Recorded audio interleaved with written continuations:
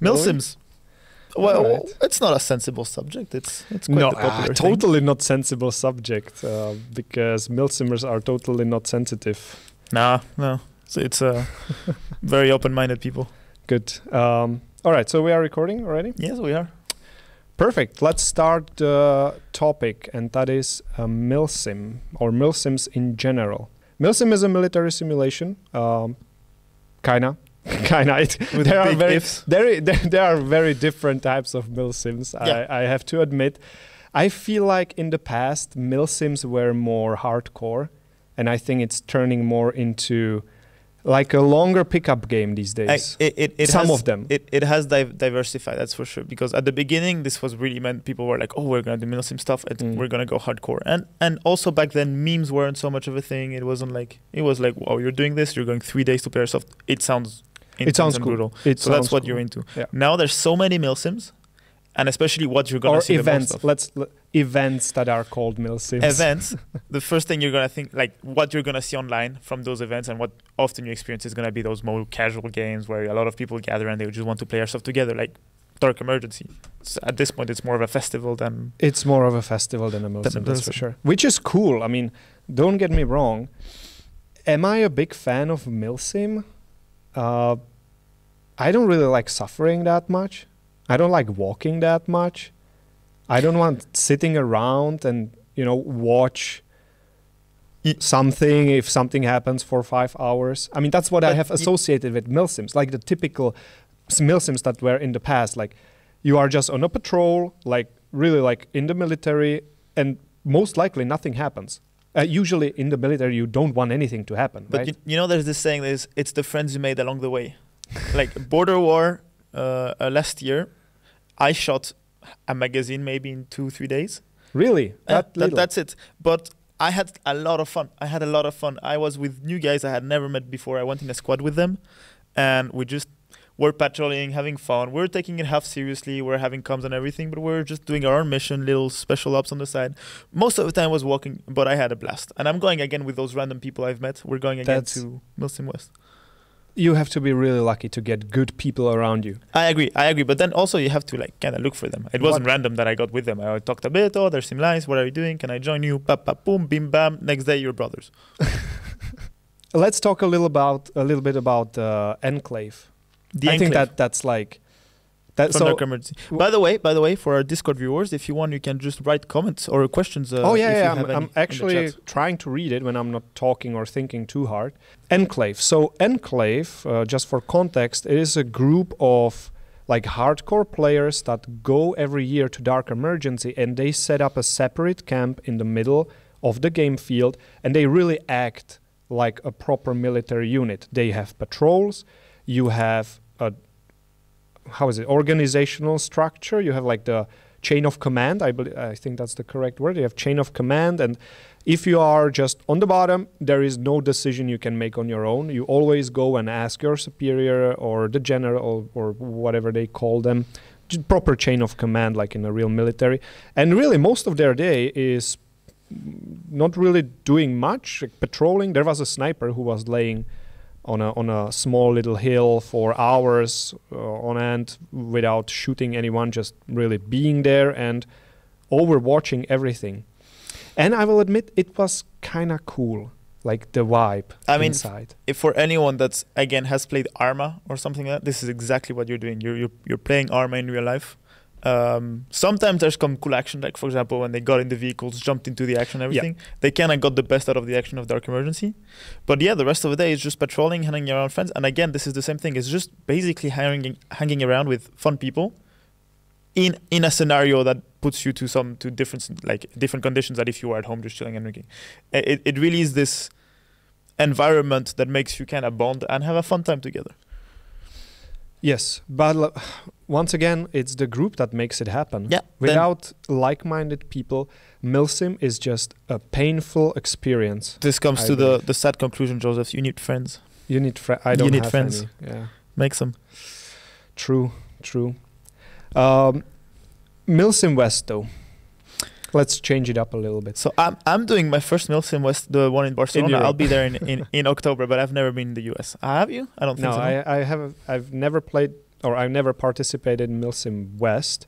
Chris has, and from what I know, and I've seen all the footage and all that, I think that's the only event where you can go and actually have like a really good time without having this group that actually wants to do this. I think people who go to MILSIM West, they are really serious about it, and you better be too, because otherwise you will probably get kicked out. But again, like I don't have a first-hand experience. Chris could talk a bit more about it. When it comes to European MILSIMs, I mean, have you played MILSIMs in France? Not in France, no. No, it's very hard to play MILSIM in France because so you prepare for 3 days, you go to the field, and within 7 to 30 minutes of the game starting at the beginning of the 3 days, well, both teams have surrendered already. So you have to pack your stuff, you go back home and you prepare for the next MILSIM, but it's just very hard to play. We enjoy it, but our games are extremely short. Sounds familiar. You know, it's standard French airsoft. Okay. On the other hand, from a colleague from Spain, he told me about Spanish MILSIMs. And apparently in Spain, they really have like helicopters on a daily basis. No. That's what I've been told. Listen, biggest myth in history. They had one helicopter once, and this is... Yeah, we have helicopters and MILSIMs in Spain. We know airsofters. We know like Border War had a helicopter once or twice. And if I'm going to talk about Border War to someone, I'm going to be like, there's even helicopters there because it's cool. Let's be honest, last Border War there wasn't one. I'm not blaming it. I don't think it's necessary, but it's cool to say there's helicopters there even. I know, because I know that there wasn't going to be a helicopter at Border War, the last one I did, and I still thought people, yeah, it's an event where there's even a helicopter. By the way, I also heard that in Italy there is MILSIMs with helicopters. Yeah, there you go. Yeah, they did it once, and it's cool, and now you have to say there is this. Not cool thing about MILSIMs is that it takes you forever to actually prepare, and you're always going to forget something. Last time, one of our colleagues forgot the tent. Yeah. Was it you? No. We slept in the building, you know, but like, it's not the best, you know. It's nice to have a tent. Even within the building, we would have set up the test because we're just sleeping in dust. It's not the best, not the most appreciable. But also, it's MILSIM, you know, harsh conditions. You're getting the... Yeah, I mean, I used to do this when I was younger. I don't know. I think I'm just spoiled. Like, do you really need to? Hey, I slept on the ground in the end. I mean, I always sleep on the ground as well, but I feel like it's not that necessary anymore. What is? Like maybe there could be a MILSIM with a hotel nearby, and instead of helicopters. The thing is, I think we've done so many events that now it's like, the rough part, I can get past it. You know? Yeah, at the beginning, the rough part is exciting. It's like, we're gonna be in the mud, we're gonna be in the rain, and then you go to like 5th, 4th, 6th, 10th, 11th MILSIM, and you're like, eh. Yeah, one thing that comes to my mind is when I actually, like years ago, when I went to these types of games where you like sleep on the ground in the morning, you are all, you know, dirty, and then I had to put contact lenses in my eyes. Oh yeah. And I looked at my finger and I'm like, really? Well, and then I put it in the eye, and for like half a day I couldn't see anything. That's the point when I switched to my ESS glasses to not to have to deal with all these contacts and dirt and whatnot. And you know, it's eyes.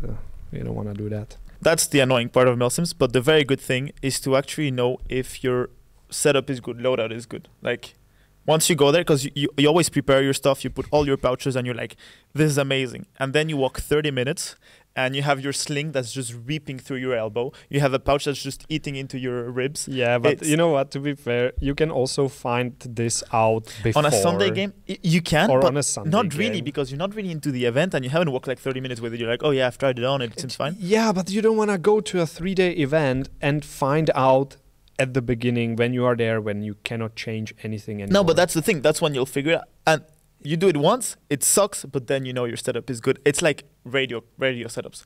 You cannot test it beforehand, or like just very little, because you're gonna be at home. You'll try the radio setup. You'll try with another radio. It works, and then you go on the field and you realize that actually your little bitsy connector is actually sometimes sticking out and it just rips the connection. Or while you walk for 30 minutes, you'll always knock the knob. This is the stuff you found out on the field.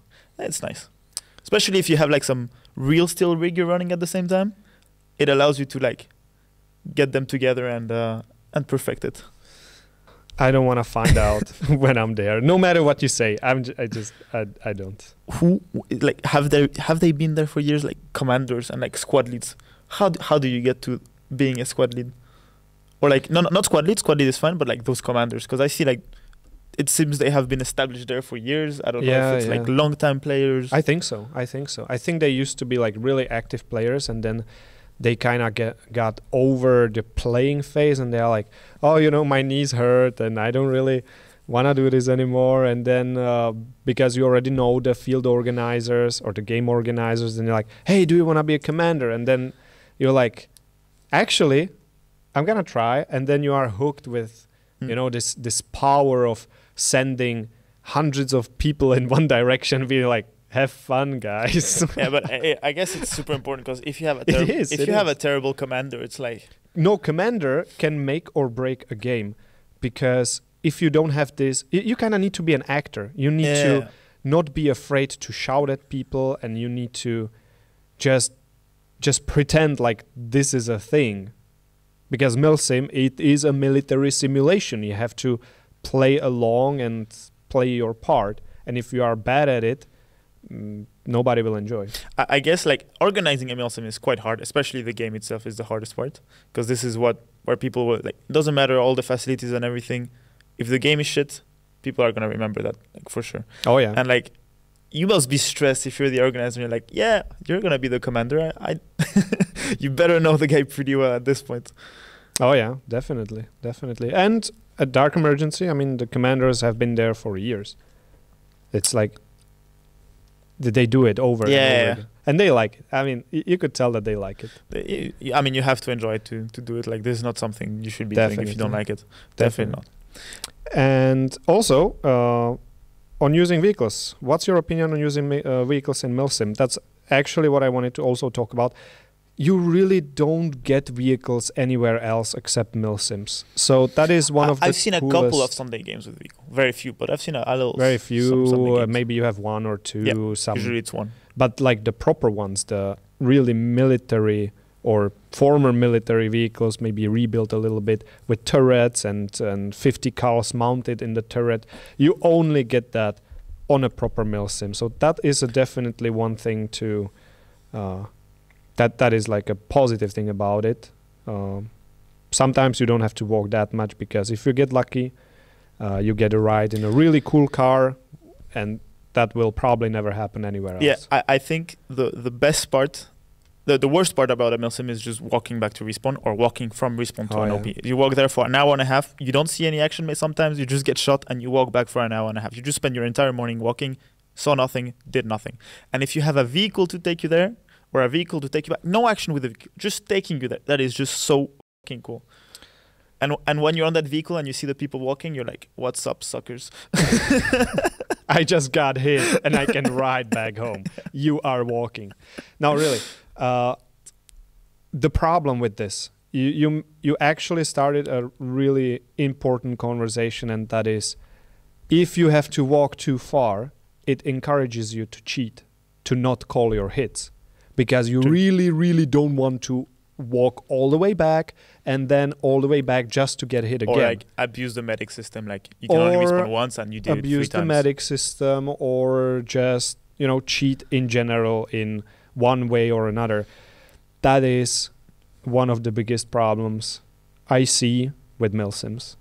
Yeah. If this can be handled though by employing vehicles, maybe doing a really good medic system, or maybe toning it down from like hardcore MILSIM to more like a little casual but longer game. And I think that's one of the reasons why we see this transition from proper MILSIMs to a little bit more casual games. That's how I feel about it. Yeah, obviously, I don't know everything. I don't see everything. I haven't been to every single country.